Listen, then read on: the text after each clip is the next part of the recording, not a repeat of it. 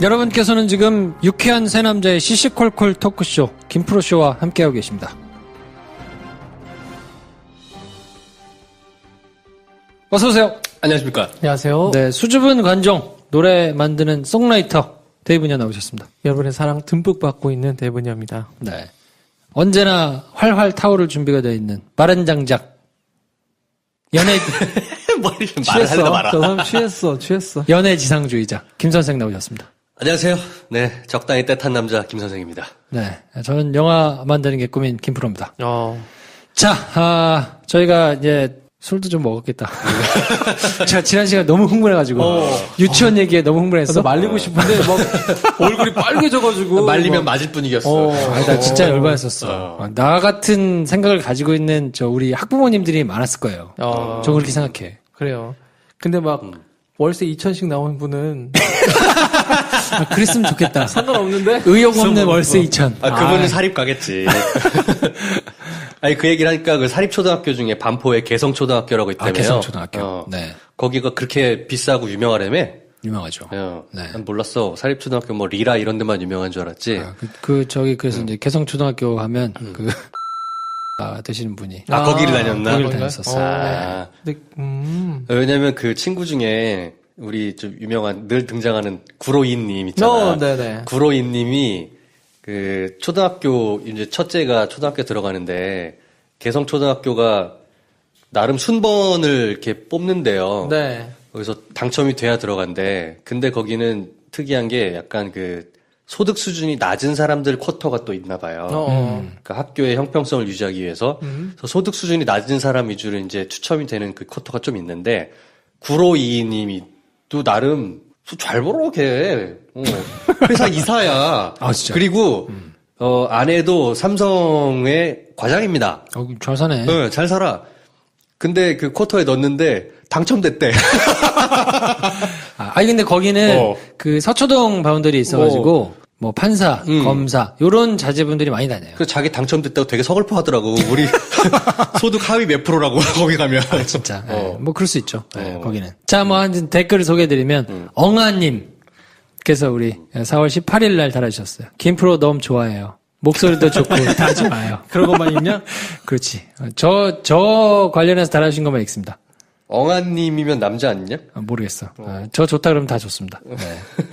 김프로 아주 뭐 인기 폭발이지 지금. 또 뭐 좀 전에 커피 한 잔 이건 재즈 갈고 싶다 댓글이지. 그리고 아직도 꿈꾸는가 님도 네. 최고의 라디오 방송이 되는 그날까지 열심히 청취하는 즐거움을 주셔서 감사합니다. 감사합니다. 감사합니다. 요렇게 있다가 저희가 요 멤버 그대로 라디오는 하나 싹 계속 옮겨가면 쓱 한번 좋을 것 같아요. 좀 이슈가 되도록. 네네. 그거 좀 전략 좀 짜주세요, 우리 김 선생. 그래. 우리 멤버는 안 돼요. 네.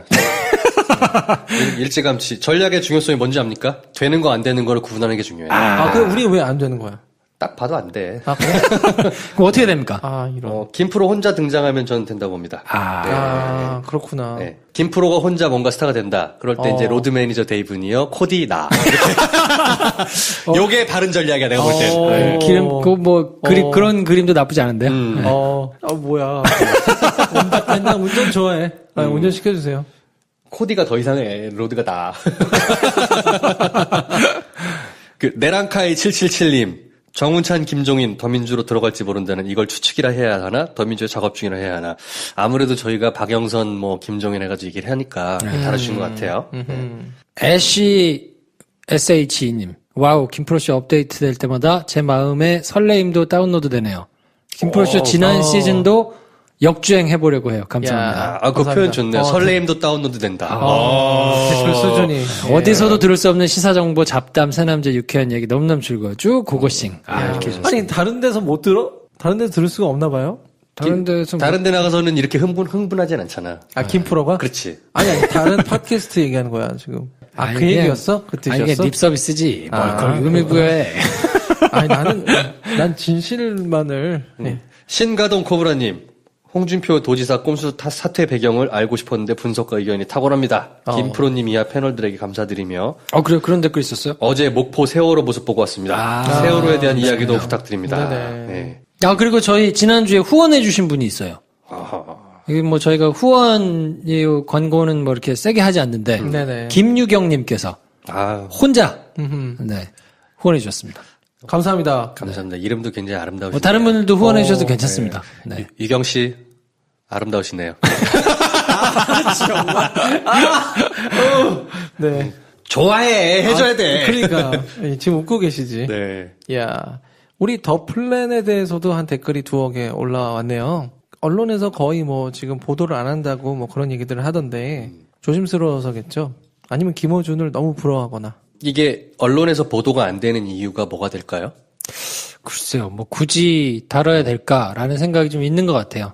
그러니까 뭐 그 반론 댓글 달아주시는 분들도 보면 그런 게 있거든요. 그러니까 그러면 전국에 검표하시는 분들을 전부 다 완벽하게 속이고 뭔가를 하는 게 가능한 거냐? 그 시나리오가 말이 안 된다라는 생각이 있을 수 있고, 낙검수 때 막 받아쓰던 거에 대해서 제가 좀 인상 깊게 기억하던 거는 굉장히 자존심 상해하던 모습들을 봤던 기억이 있어요. 기성 언론들 쪽에서? 그렇죠. 2012년도에 낙검수가 막 어마어마한 바람이 막 일어나면서 그때 막 거기서 제기하는 이제 의혹들에 대해서 이렇게 받아쓰고 막 했던 기억들이 있거든요. 네. 근데 그렇게 하다가 어느 순간 그냥 담합을 하진 않았는데 결과적으로 담합 비슷하게 됐거든요. 제기하면 받아주지 않는다. 쟤네는 그냥 음모론만 제기하는 애들이기 때문에 별로 받아줄 뭐 가치가 없다. 그리고 그게 학습이 된 것 같아요. 받아주지 않으면 더 크게 이슈가 되지 않는다. 그리고 그냥 일부의 시끌시끌한 의견들일 뿐이다. 라는 거에 대한 학습 효과가 어느 정도 있는 것 같고 그래서 그냥 뭐 묻고 가는 게 아닌가 저는 싶고 여기서 제기하는 뭐 의혹들이 충분히 뭐 그럴 그 검증을 해봐야 될. 그러니까 어느 뭐 기자분은 이렇게 얘기를 했던데 전면적으로 다 그걸 재검표를 하지 않더라도 샘플링 해가지고 한 10만 개 정도만 재검표 해볼 필요는 있다. 그래서 문재인 표 속에 박근혜 표가 얼마나 섞여 있는지, 박근혜 표 속에 문재인이 얼마나 섞여 있는지를 보고 그거에 대해서 검증을 해보면 더 플랜에서 제기하는 의혹이 검증해볼 만한 가치가 있는 것인지 없는 것인지는 알 수 있다. 그쵸. 그러니까 누가 제기했느냐는 일단 차치하고 그 문제가 한 번쯤 다뤄볼 필요가 있다는 그런 생각은 가질 수도 있을 법한데. 그렇죠. 더군다나 이게 굉장히 그 다루는 이슈가 무게감이 어마어마하잖아요. 그래서 한 번쯤은 다룰 법도 한데 아무도 안 하니까. 그리고 그게 이제 그때 얘기했던 일종의 학습 효과. 그래서 뭐 굳이 김어준 내지는 낙검수로 대변되는 이 사람들이 제기하는 의혹에 대해서는 여기서는 나름대로 이제 자격을 뭐 다 갖춰가지고 의혹을 정당하게 제기한 건데 그거에 대해서 그냥 안 받으면 이슈가 안 된다라고 이제 생각을 하는 것 같고. 오케이. 아마 이게 다음 주쯤에 극장 개봉이 들어갈 거거든요. 네. 극장 개봉을 이제 배급하는 분께서 저랑 친한 선배 형이에요. 그 N9 정상진 대표가 더 플랜을 배급을 해요. 네. 네. 그래서 실제로 이 영화가 박스 오피스에서 눈에 띄는 효과를 낸다. 그럼 그때는 좀 다루기 이렇게 지금처럼 쌩까는 게 힘들지 않을까요? 그럴 수 있죠. 근데 제가 보기에는 이게 자백 이상 나와야 가능할 텐데 제가 보기에는 자백이 그렇게 한 10만 이쪽 저쪽 나왔거든요. 근데 그 정도 가지고는 뭐 그냥 무시하고 갈 가능성이 더 크다고 봐요. 좀 지켜보고 싶어요, 저도 어떤 네. 반응이 오나. 왜냐면 더 플랜이 그 김어준이 했던 프로젝트 크라우드 펀딩으로 돈을 모아서 만든 영화예요. 네. 크라우드 펀딩 한 20억 가까이 모았거든요. 그게 짜잘짜잘하게 모아지면 그래도 몇십만 단위의 돈이 들어온 거예요. 사람 숫자 따지면. 그리고 이게 의외의 박스오피스에서 반응을 일으키게 되면 적어도 막 15만에서 30만 단위의 그런 반응이 오게 되면 기성 언론에서 묻고 넘어가면 욕먹을 것 같아요. 저는 한 20만 봅니다. 20만을 기준으로 20만을 넘어가니까 이 정도 규모 사이즈의 영화가 20만을 넘어간다는 거는 가능하지 않거든요. 매우 어려운 일이거든요. 의례적인 일이죠. 그렇죠. 그렇게 된다 그러면 이제 여기저기에서 좀 다루기 시작할 거고 이거에 대해서 뭐 다른 분들도 제기했지만 시간이 좀 지나고 난 다음에 해도 사실은 상관없는 거거든요. 그러니까 정권이 바뀌고 난 다음에라도 굳이 뭐 정권 전에 이거를 막 대선 전에 조바심을 낼 필요는 없다고 보고 지나간 다음에라도 뭐 한번 이거를 어쨌든 검증 차원에서 그쵸. 해보는 건 의미가 있어서 뭐 그렇게 되더라도 뭐 나름대로 시스템을 다지는 데는 의미가 있기 때문에 근데 어떨까 싶어요. 뭐 그렇게까지 갈 수 있을까 싶은 마음이 조금 들기는 하고. 한번 지켜보죠. 네. 왜냐면 그 김어준이라는 사람과 그 사람이 그 이슈를 주로 제기했던 파파이스라는 매체가 있잖아요. 그거의 힘이 어느 정도까지 가는지를 한번 저는 관찰자 입장에서 보는 입장이에요. 네. 근데 상당히 갈 수도 있을 것 같다는 생각도 들어요, 저는. 사실은 파파이스에서 그 섭외가 한번 들어왔었는데. 그래? 한번 나와달라고. 나가지 그랬어요. 안 갔었거든요. 왜 안 됐어? 뭐가 마음에 안 들었길래? 마음에 안 들었다기보다 그때는 이제 제가 법조평론가 이런 약간 택도 아닌 그게 붙기 전이었기 때문에 나가서 무슨 전직 법조 기자 출신으로 막 얘기를 뭘 하겠나 싶어가지고 이제 안 나갔었는데 오히려 아무튼 저는 더 플랜이 그 최순실 국정농단이 만약 없었다면 작년 하반기쯤에 나왔으면 좀 돌풍을 일으키지 않았을까. 오히려 지금은 선거 앞두고 그걸 다루는 것 자체가 민감하고 괜히 음모론으로 이렇게 치부받으면은 그 힘이 오히려 더 안 드니까. 그렇죠. 오케이. 힘이 안 실리니까. 그러니까 이제 김어준 총수 측에서는 일부러 선거 전에 이슈화를 시키려고 했을 텐데 그거 자체가 좀 민감하다고 받아들일 수 있기 때문에 아마 그렇게 그냥 무시하고 지나가는 것 같고요. 네. 개봉이 되고 나서 이제 성적이 어떠냐에 따라서 조금 달라질 여지는 좀 있죠. 관심 있게 보죠. 네, 지켜봐야 되겠습니다. 자, 그래서 이번 시간에 저희가 이제 얘기를 할 거는 대선 후보들 간에 좀 검증 아닌 검증을 좀 하면 어떻겠느냐. 대선 국면이니까. 그래서 뭐 다른 후보들까지 5명을 다 검증하는 거는 뭐 현실적으로 좀 무리가 있으니까. 그러면 지금 유효하게 한참 핫하게 이제 붙어 있는 문재인 후보와 안철수 후보에 대해서 한번 이슈가 됐던 것 중에서 한번 얘기를 한번 해보는 게 어떻겠느냐라고 이제 종지가 좀 모아져 가지고요.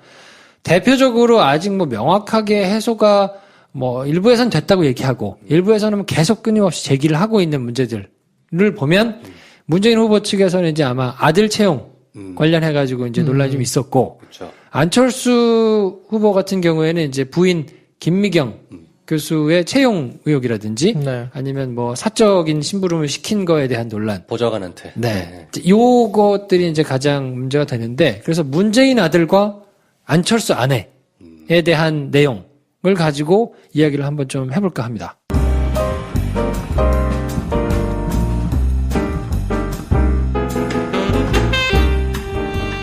여러분께서는 지금 유쾌한 새 남자의 시시콜콜 토크쇼 김프로쇼와 함께하고 계십니다.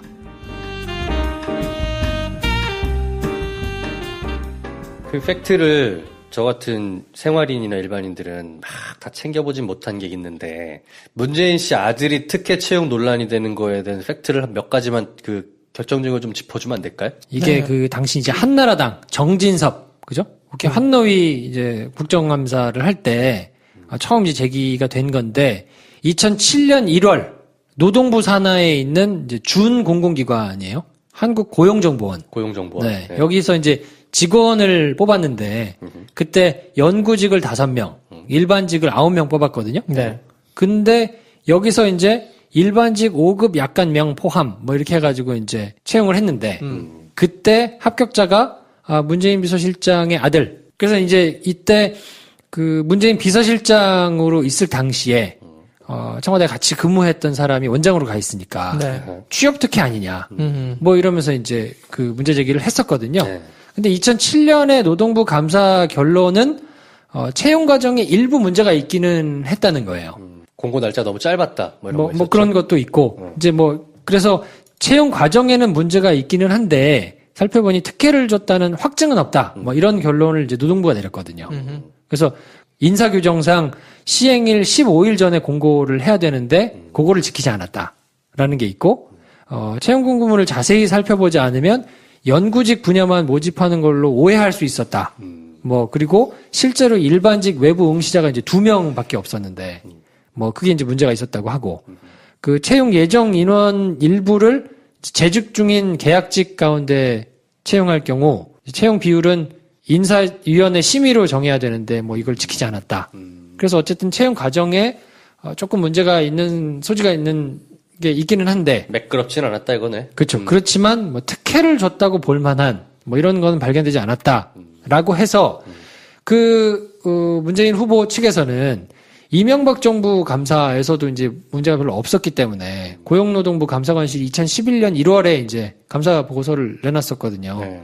그러니까 이게 옛날 일이어서 문제가 될 것 같았으면 진작에 문제가 되지 않았겠느냐. 그리고 대선을 한번 거쳤었는데 그때도 뭐 별 문제가 되지 않았었기 때문에 뭐 크게 문제가 될 게 없는데 이걸 굳이 해집어 파가지고 의혹을 제기하는 쪽에서는 채용 과정에 일부 문제가 있거나 매끄럽지 않은 부분이 있으니까 이거를 달리 볼 수 있는 거 아니냐라면서 이제 주장을 하는 거고 이쪽에서는 그게 정말 문제가 될 것 같았으면 지난번 대선 벌써 내지는 되려면 됐다. 그렇죠. 이명박 박근혜 정부를 지나면서 문제가 이미 됐을 텐데 지금껏 그냥 아무 적이 없이 지나온 걸 보면 별게 없다는 얘기다. 그리고 여기서도 확증할 만한 건 없다고 했기 때문에 이제 해석의 문제만 남은 거죠. 이제 이거를 뭐 당연히 문제가 있을 수 있다. 뭐 이제 같이 근무했던 사람이니까 이심전심 그냥 이렇게 도와주는 차원에서 뽑았을 가능성이 있고 당연히 그렇게 되는 거 아니야? 라고 이제 얘기를 하면서 뭔가 문제 제기를 하는 그 해석의 여지만 조금 남은 것 같고 그랬다고 했을 때 왜냐하면 지금 뭐 증거로서 정확하게 문제가 있고 채용 과정에 뽑아줄 테니까 지원하라고 하시오 해가지고 규정을 완전히 위반해가지고 뽑아줘가지고 법적으로 완전 문제가 되게 나온 거는 아니니까 그 석연찮은 부분을 대통령 후보로 나온 그래서 앞으로 대통령을 할 사람의 자질 이 문제와 어떻게 연관을 시켜가지고 판단을 할 수 있을 것이냐 이건 이제 유권자의 판단이 남은 문제인 것 같아요. 네. 그렇군요. 그러니까 팩트라는 게 별게 없네. 따지고 보면. 그러니까 아까 얘기한 듯이 공고기간을 지키지 않았고, 일부 잘못, 연구직만 뽑는 것처럼 보일 수 있게, 표현이 될 게 있고, 제출한 거에 날짜가 조금 문제가 좀 있을 수 있고, 11일자를 4자로 고친 것 같아 보이는 이런 게 있고, 이러니까, 이게 뭔가 이미 내정이 된 상태에서 진행이 된 거 아니겠느냐라는 건데, 그러면 만약에 그렇게 됐다고 하면, 대통령으로 나오는 사람을 뽑지 말아야 할 내지는 이런 게 굉장히 큰 결격사가 될 만한 포인트로 보느냐 마느냐. 그쵸. 그건 이제 보는 사람의 판단 몫인데 어떻게 보세요? 나 혼자 너무 얘기를 많이 했어. 힘들어 죽겠어. 네, 내용 잘 들었고요. 청취자 사연인가요 지금? 청취자 입장이신가요? 네. 그런 생각이 들어요. 반대로 그 문제를 듣고는 이건 내가 알던 문제하고는 좀 다르다. 왜냐하면 이런 부분에 있어서 굉장히 흠없게 하고 참여정부 시절에도 청와대 들어갔을 때 그 친구하고도 뭔가 이렇게 접촉하지 않던 그런 사람인데 결국 자식 문제에 있어서는 약간의 이런 흔적들이 남나 했는데 내용을 따지고 들어보니까 또 김프로도 설명해 줬지만은 크게 특별하게 완전 잘못이다라고 드러난 게 있는 게 아니라 의혹이잖아요. 말 그대로. 그리고 그 의혹이 옛날에 한번 검증이 됐는데 그걸 가지고 이제 지금 와서 계속해서 돌려까고 있는 거고. 근데 그렇게 치면 이거를 문제 의혹을 주로 이제 안철수 의원 쪽에서 내잖아요. 그렇죠. 근데 그러면은 안철수 의원만 해도 예전에 그 BW 그 주식 전환사채 관련해 가지고도 옛날에 한번 검증을 받았어요. 그래서 그게 금융감독위원회나 다른 데서도 별로 문제가 없었기 때문에 자기도 괜찮다. 근데 지금 사실 그게 강용석 의원이 얘기를 해가지고 이제 사람들이 더 많이 알게 된 건데 거기에 대해서도 윤리적 판단을 우리 유권자들이 하게 된 거잖아요. 그렇게 치면은 그렇게 많이 문재인을 공격하려고 깠는데 그거 하나밖에 없잖아. 고작 나온 게 이거야? 이런 거네. 그러니까 약간 저는 비교를 하자면 딸 문제, 재산 비공개 문제, 근데 갑자기 아내 문제 크게 터지고 유치원 문제 터지고 차떼기 있다가 그거 갑자기 없어졌어. 차떼기 얘기. 그리고 그거 있었잖아요. 새벽 5시인가에 지하철을 탔는데 어떤 애가 페이스북 우연히 만난 적 우연히 만났는데 우연히 만난 거 절대 아니고 그리고 재밌는 게 뭐냐면 그 지하철에서 사진을 찍은 아주머니들이 계세요. 4-5명.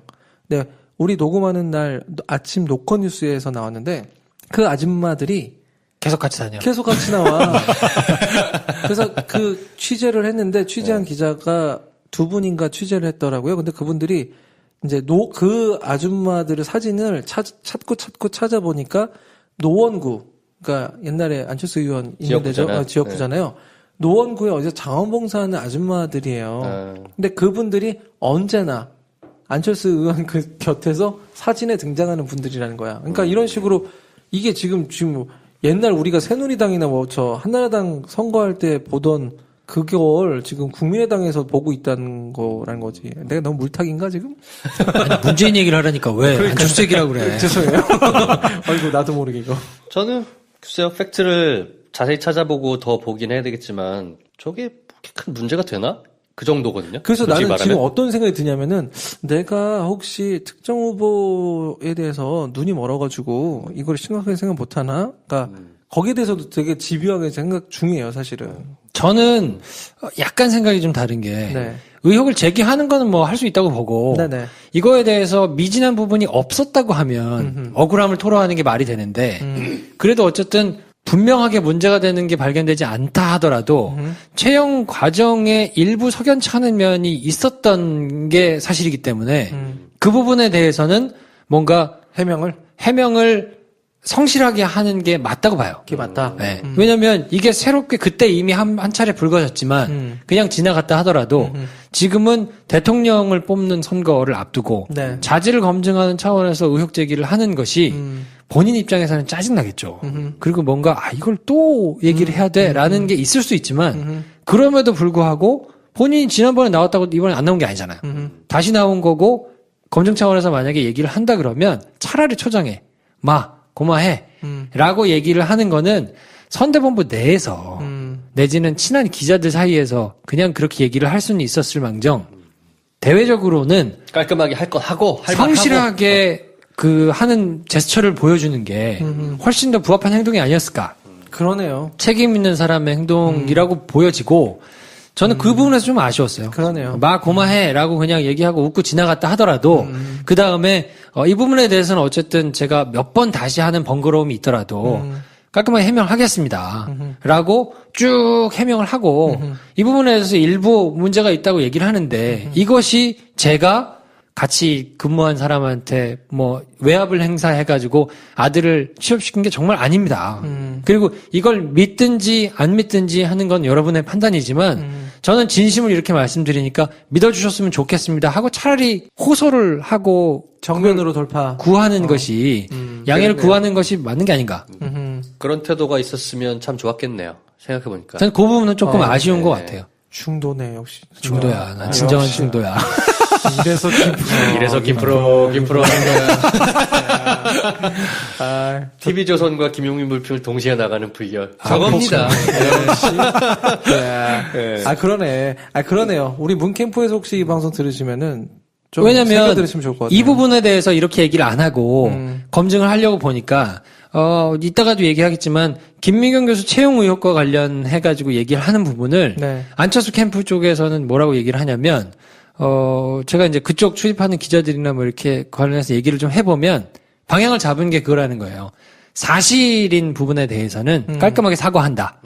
근데 사실이 아닌 부분에 대해서는 대응하지 않는다.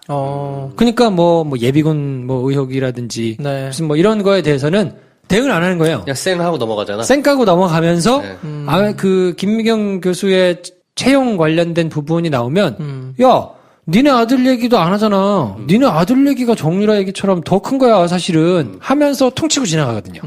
그러니까 이런 빌미를 이렇게 얘기를 했을 때 고마해라고 얘기를 했던 게 있었기 때문에 여기서는 얘기하면 네거티브가 되는 거예요. 그러니까 약간 다른 프레임으로 들어가는 거라서 문재인 후보 측에서도 뭔가 더 적극적으로 얘기를 못하는 오히려 자승자박의 측면이 좀 있는 거 아닌가.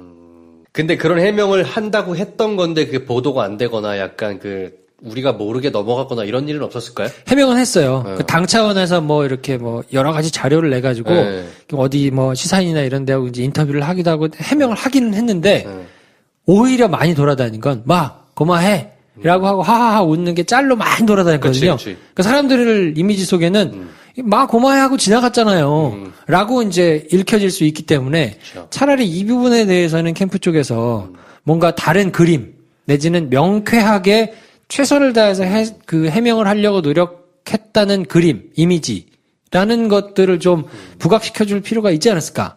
그래야 본인이 나는 이렇게 했는데 본인도 해명을 하시라. 그게 네거티브가 아니라 검증 아니겠느냐라고 얘기를 했을 때 좀 힘 실리는 거 아닌가.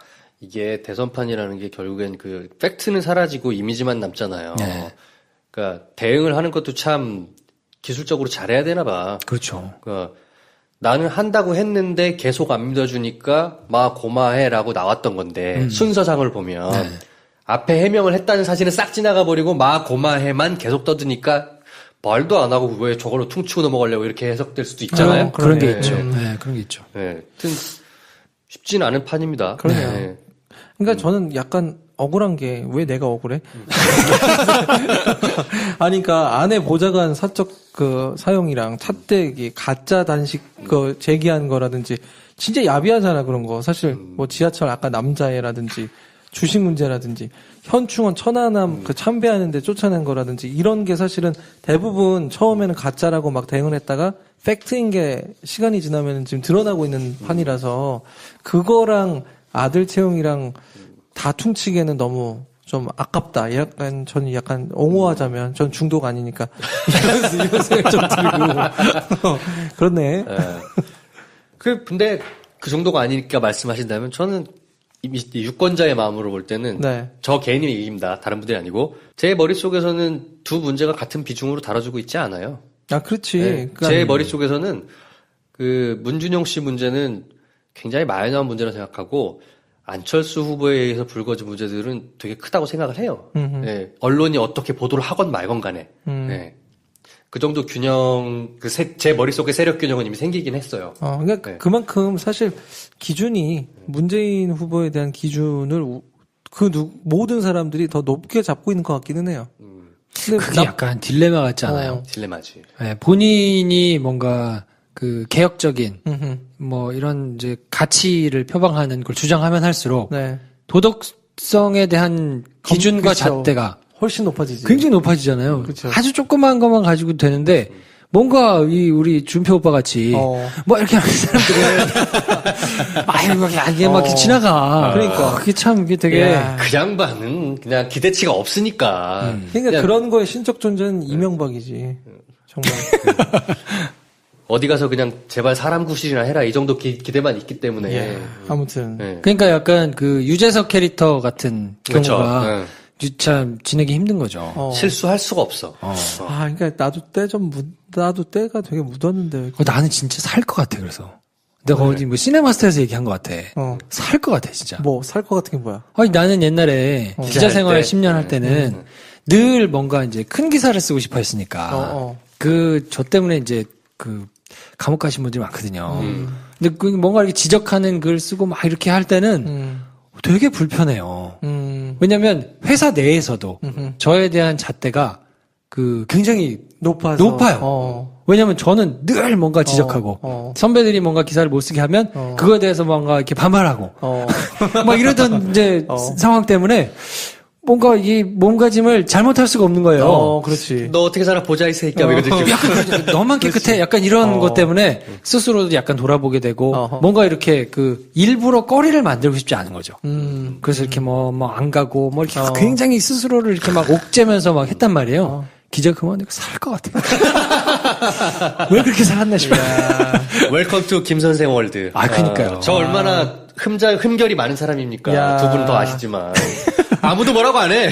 야. 기대치가 없어, 나에겐. 근데 뭐 차이 없어. 뭐 우리 흠결 뭐 차이 당신이 내 흠결을 많아? 다 알아? 그러니까 지금은 사실 이제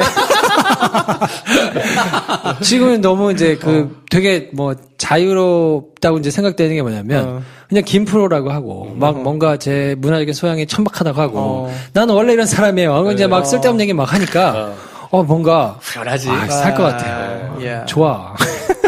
이러다 방송 올라가면 다시 또 우리 코디 로드 매니저 월급이 달려 있어. 똑바로 살아. 근데 김구라 같은 컨셉이 좋은 것 같아요. 김구라. 그냥 뭔가 원래 사람들의 기대 수준이 높지 않아야 돼. 전 이제 남 지적 안 하려고요. 전 징정한 준도로 모든 사람을 포용하면서. 그럴 수도 있지 사람들아. 편협한 사람들 같으라고. 근데 나 소심해서 그런데 우리가 왜 라디오 안 되는 거야? 왜 안 되냐고? 계속 생각했어. 계속 생각했어 그거. 왜 돼요? 오히려 여쭤보고 싶어요. 좋아. 자 반론하시죠. 아니 우리 왜 안 돼? 아니 왜 되냐고. 네. 우리 아니라 다른 사람이어도 이거 잘 되는 거였구나. 그치? 그러네. 일단 라디오에서 답이 나왔네. 뭔가 그 패널이 되거나 MC가 되거나 하려면 적어도 라디오란 건 뭡니까? 전국을 커버하잖아요. 네. 전국을 해서 있는 시청자들이 알아들을 만한 사람이어야 해요. 그게 전제예요, 일단은. 네. 또는 그런 사람이 아니라면 뭔가 그 자리에 나와서 얘기를 할 때 전국에 있는 사람들이 흥미를 가질 법한 이야기를 누구보다 잘할 수 있는 사람이어야만 해요. 둘 다 아니잖아. 그러네. 야, 본인에 이야, 대해서 객관적이에요. 그러니까 정확하게. 야. 그러니까 전국 방송에 그런 류에는 어울리지 않는 콘텐츠인 거예요. 저는. 네. 근데 김프로는 가능성이 있지. 김프로를 아는 사람은 적다 해도 저 사람이 알고 있는 법조, 시사 이런 얘기들은 전 국민이 한 5분만 거니까. 얘기해도 맞는 말이네 라는 그런 사람이잖아. 좀 더 해봐. 좀 더 해봐. 좋다. 그러니까 가능한 거예요. 네. 다만 아직 메인 MC로는 자질이 부족해. 메인 MC가 되려면 그 이름값으로도 누구나 아는 사람이어야만 해요. 아직 아니잖아. 난 관종이 아니어가지고. 김 선생, 이야. 계속 생각했어, 지금. 편하게 살아, 그냥. 방송 컨셉에 맞춰서 좀 재밌게 하려고 하는 거지. 무슨, 지금. 나 이런 사람 아닌 거 다 알잖아. 이제 와서 왜 이래? 자, 아무튼, 여러분들이 사랑해주시는, 저희는 10,000명이 모여서 들어주신다는 것만으로도, 충분히 만족. 거짓말 하지 마. 솔직히 만족하지 않아요. 돈이 안 되기 때문에. 네. 근데 안철수 후보 얘기 또 있었잖아. 문준용 얘기만 하고 넘어갈 거야, 지금? 아무튼 그래서 이제 그 문준용 씨에 대해서 문재인 후보 측에서 이제 얘기하는 거는 요 정도인 것 같고요. 그거에 대해서 이제 본인들의 이제 판단 기준이 있을 테니까 그거에 맞춰서 이제 판단하시면 될 것 같고, 안철수 후보 쪽은 사실 좀 여러 가지예요. 좀 대훈이가 얘기한 것처럼 이제 많은데, 그 중에서도 이제 이제 부인인 김미경 교수가 서울대 채용될 당시에 이제 특혜를 받았다. 요런 이제 의혹이 제일 큰 거 아닌가 싶은데, 2011년에, 서울대 의과대학 전임 교수의 이제 특별 채용이 됐어요. 근데 4월 11일 날 이제 특별 채용 계획이 수립이 됐거든요. 근데 김미경 교수가 이제 서울대에 제출한 채용 지원서를 보면 3월 30일에 작성이 됐어요. 그러니까 이제 이미 내정이 좀 돼 있었던 거 아니냐. 이제 이런 의혹이 나오는 거죠. 그리고 채용 지원서하고 같이 첨부된 카이스트 재직증명서, 박사학위 수용 증명서 이런 것도 3월 22일, 23일 이때 발급이 됐거든요. 미리 다 뽑아놨던 거네? 그러니까 이미 이제 나름대로의 얘기가 있었을 것이다. 그리고 2011년 6월 2일 날 서울대 5차 정년보장 교원 임용심사위원회 회의록이 있는데, 교수들이 연구 실적이 미흡하다. 그래서 이거 논문이나 이런 거를 보면 전문성을 판단하기가 좀 어렵다. 그래서 추천을 만약에 하게 되면 심사 기준에 대한 이제 내부적인 비판, 대외적인 논란 이런 게 생길 수가 있다. 그래가지고 이제 정교수로 하는 거는 좀 부정적인 의견을 좀 밝힌 이런 내용들이 있거든요. 그런데 어쨌든 이제 정교수 채용이 된 거예요. 그래서 이 부분에 대해서 제가 안철수 캠프에서는 그러면 어떤 입장인 거냐라고 캠프에다가 물어보면 대답을 해주겠습니까? 그 사람들이? 제가 뭐라고? 님 누구시죠? 너 누군데? 이렇게 할 거 아니에요. 그래서 이제 캠프에다 직접 물어볼 수는 없으니 출입기자 쪽에다가 김미경 교수 채용 관련해가지고 안철수 캠프의 입장은 그럼 뭔 거냐라고 얘기를 이제 물어보니까 쉽게 얘기하면 그런 거더라고요. 우리가 요구했냐? 라는 거예요. 서울대에서 와달라고 한 거지. 융합대학원장으로 모셔가려고 오케이 그럼 1+1으로 김미경 교수까지 이렇게 채용을 할 테니 좀 와주십시오 하고 모셔간 건데 우리가 이걸 요구했다 그런 문제가 되지만 그쪽에서 제안해서 우리가 고민하다가 이걸 받아가지고 간 건데 서울대에서 그러면 문제가 되는 것이고 내부적으로 그런 이제 의견이 반론이 있었다 하더라도 이거에 대해서 어쨌든 최종 결정은 모시기로 한 거고 그래서 우리는 간 거 아니냐. 이게 뭐가 문제냐. 라는 입장인 거더라고요, 보니까. 오라는 사람이 있어서 맞춰서 간 건데. 그쵸. 왜 우리 보고 난리야, 이거네. 그걸 제안한 쪽에 문제가 있는 것이고, 서울대 측에서 이제 문제가 있다면 있는 것이지. 그리고 그쪽에서는 공식적으로 채용 과정에 문제가 없다라고 공식 의견도 발표를 했고, 우리하고 무슨 문제냐. 라고 이제 얘기를 하고 있는 형국이거든요. 어떻게 생각하세요? 저는, 사실 사회생활 하다 보면 회사를 옮기거나 뭔가 이직을 하면서 미리 얘기를 다 해놓고 가는 경우 되게 많아요. 사실 많잖아요. 아시다시피 느끼다시피 그러면 내가 A에서 B 회사로 옮기기로 할 때 B 회사에 있는 나를 데려가기로 하거나 또는 내가 뭔가 인사를 청탁하기로 한 사람과 서로 상호 간의 프로세스를 미리 정해놓는 경우 많습니다. 솔직히 말씀드리면. 그러면 야 다음 달쯤에 이러이러 얘기가 날 건데 미리 준비해놔. 내가 이게 다 해놓을 테니까. 형식은 이렇게 맞춰놓을 테니까. 그러면 미리 준비해요. 그렇게 이직되는 경우가 엄청나게 많아요. 그리고 그게 그렇게 흠도 안 돼요. 왜 흠이 안 되냐면 능력이 안 되면서 들어가면 그 말이 되겠지만 능력이 되니까 그냥 그런 프로세스는 어느 정도 이렇게 절차상으로만 존재하는 경우 되게 많거든요. 그리고 뽑는 회사 입장에서 볼 때도 일일이 공고를 내서 모르는 사람을 불러다가 공명정대하게 뽑는 과정이 더 피곤해요. 따지고 보면 그냥 저 사람이 저런 능력 갖고 있고 우리 내부에 있는 사람들이 믿는다 그러면 그런 프로세스 안 거치고 하는 게 훨씬 회사 입장에서도 그 비용 대비 효과가 좋은 거예요. 그게 일반적인 거예요. 그래서 전 그걸 욕하고 싶은 생각은 없어요.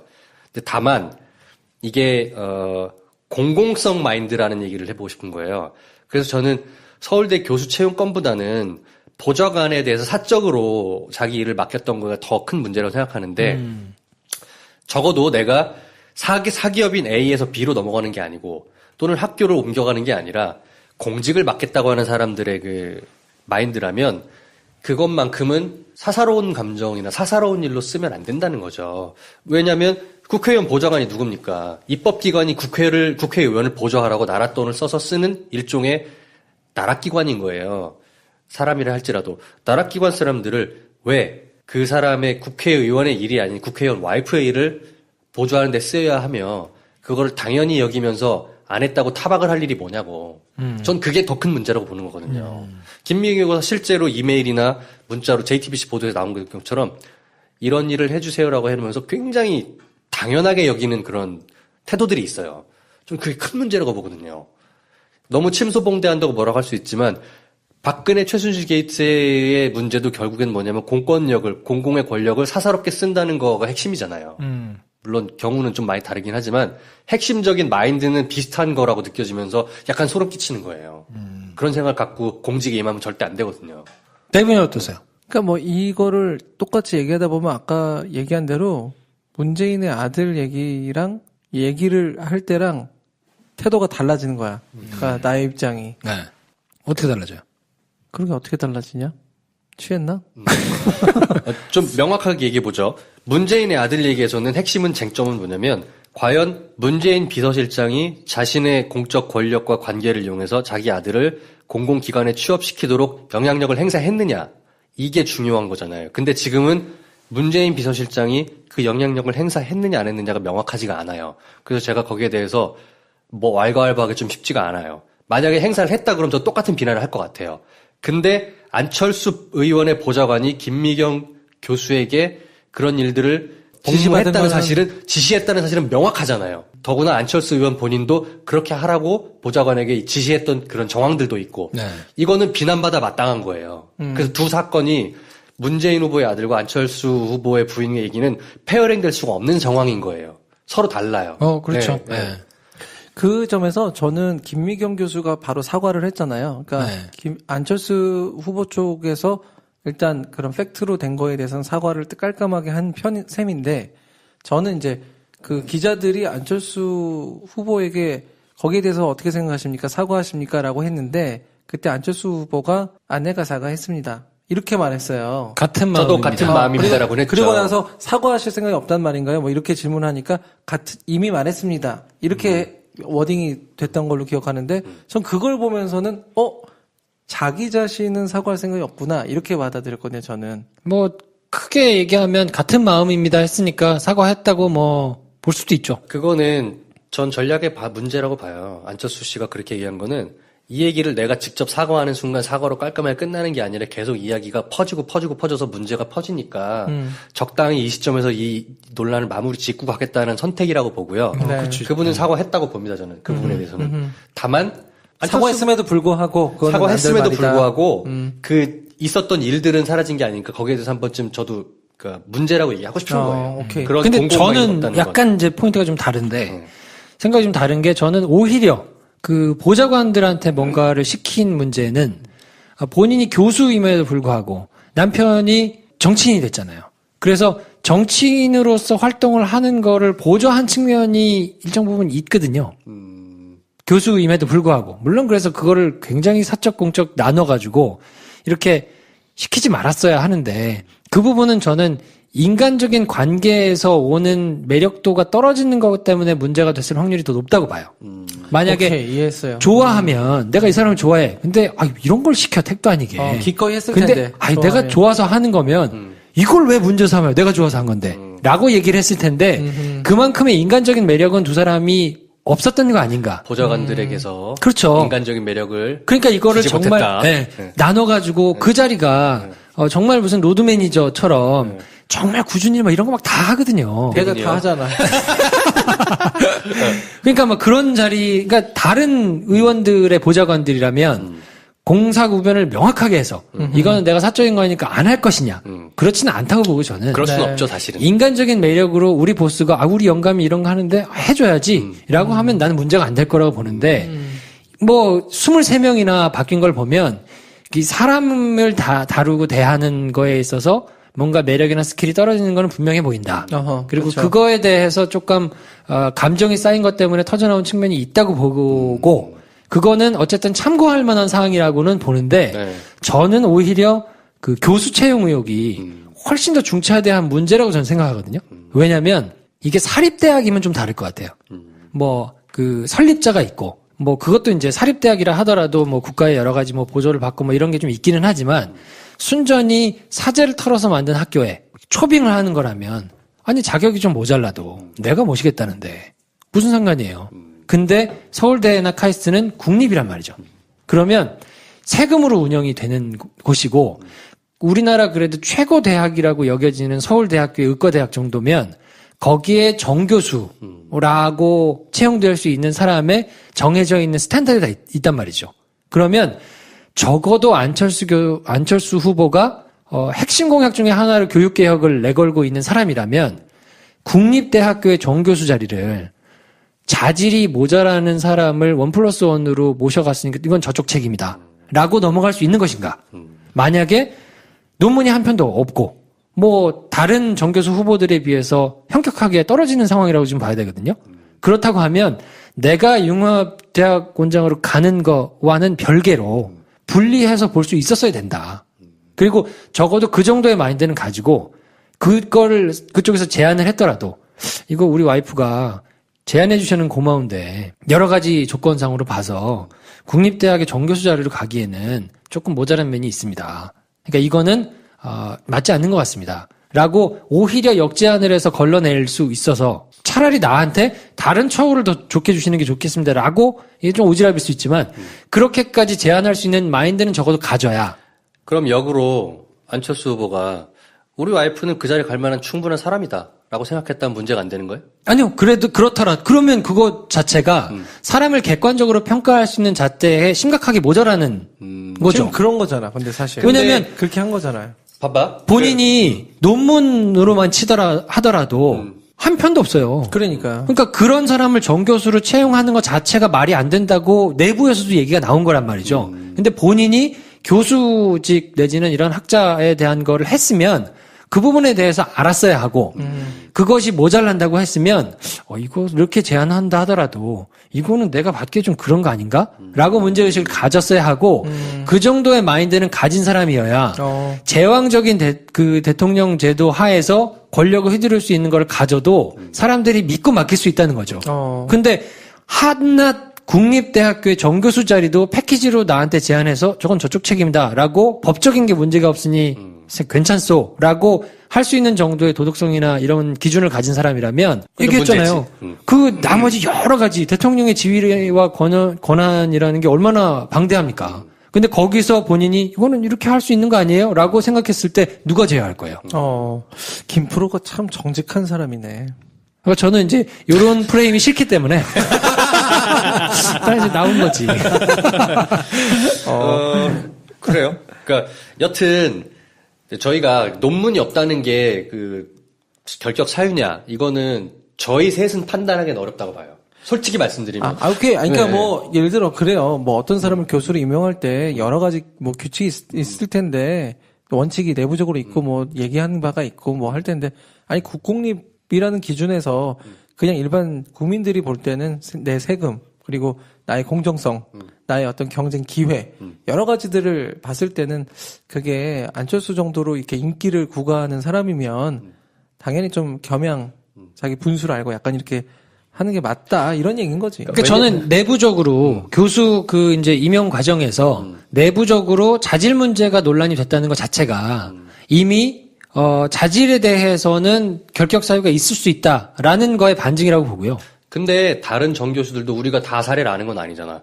채용됐을 때 자질 문제가 없었던 분이, 그러니까 자질 문제가 있음에도 불구하고 들어와서 잘하시는 분도 있을 수도 있어요. 그 내부 채용 과정에서 자질 문제가 불거졌다는 것만으로 김미경 교수가 실제 자질에 문제 있었다고 지금 예단하기는 좀 어렵고. 근데 그러니까 저는 사립대학이면 그게 그래도 용인된다고 생각하는 거예요. 설립자가 있고 그 안에서 사람들이 용인할 수 있다 그러면 주인이 있는 거니까. 아니, 내 말은 그거예요. 국공립 서울대에서도 정 교수를 뽑을 때 교수 채용하는 그 위원회에서 자질이 문제가 되는 케이스가 단 한 번도 없었을까? 실제로 채용된 사람 중에? 그렇지는 않겠죠. 있었겠지. 네. 논쟁은 어디나 있을 수 있는 거예요. 근데 그게 본인이 그냥 지원해서 본인 혼자라면 모르겠으나 이거는 안철수를 채용하기 위해서 뭔가 어드밴티지를 준 거거든요. 저는, 그러니까 어쨌건 우리가 안철수가 김미경 교수랑 같이 들어갈 때 이 사람을 데리고 오기 위해서 패키징으로 자질 부족한 사람을 그 아내를 같이 정규로 채용한다. 이런 프레임으로 보기에는 근거가 약간 빈약한 건 있다고 생각해요. 네. 뭐 그럴 수는 있겠네요. 네. 네. 네. 거기에 대해서 우리가 너무 뭐라고 하긴 좀 그래요. 그래요. 김프로쇼 어떻게 생각하십니까, 여러분? 댓글 달아주세요. 근데 어쨌건 그런 공공 마인드에 부족한 거는 분명히 지적하고 싶어요. 네. 그러니까 저는 뭐 자질이 크게 떨어지지 않는다 하더라도 부인을 그렇게 패키지로 묶어가지고 뭔가를 제안하는 것 자체를 문제가 있는 거 아닙니까? 라고 본인이 이야기를 할 수 있었어야 되는 것 아닌가라고 생각하고 그것만으로 끝났으면 모르겠는데 그 이후에 보좌관들에게 뭔가 이렇게 사적인 부탁을 시키고 그거에 대해서 당연스럽게 하고 여러 가지 일련의 이렇게 행위들을 좀 보면 본인 스스로 내지는 본인의 가족 내지는 지근거리에 있는 사람들에게 대하는 그 절대적인 뭐 기준이라는 것이 좀 다른 거 아니냐. 약간 의심스러워요. 솔직히 말씀드리면. 그 부분에 있어서는 뭔가 이게 대통령직을 수행할 때 더군다나 지금 우리가 대선을 하게 된 이유가 그런 헌법을 수호하는 마인드 자체가 심각하게 결여가 된 것 때문에 그렇죠. 국가적으로 사실은 이제 비상사태가 돼가지고 이 대선을 하는 건데 지금 이런 마인드 자체가 맞는 것이냐? 그러면 이제 문재인 후보 같은 경우에는 뭐 알았다 치더라도 적극적으로 본인이 하지 않고 묵인한 게 문제가 된다는 거거든요. 아들을 뽑아주겠다고 해가지고 뭐 지원해서 뽑는데 그걸 적극적으로 말리지 않고 그냥 가만히 옛날에 있었던 사람이니까 있었던 것 자체가 그걸 적극적으로 말렸어야지 문제가 된다고 지금 얘기를 하는 건데 그럼 그거하고 같이 놓고 비교를 했을 때 괜찮은 것이냐? 같이 놓고 비교할 수 없죠. 네. 서로 그러니까 너무 다른 문제. 그 문제, 나 중도인데 이러면 안 되는데.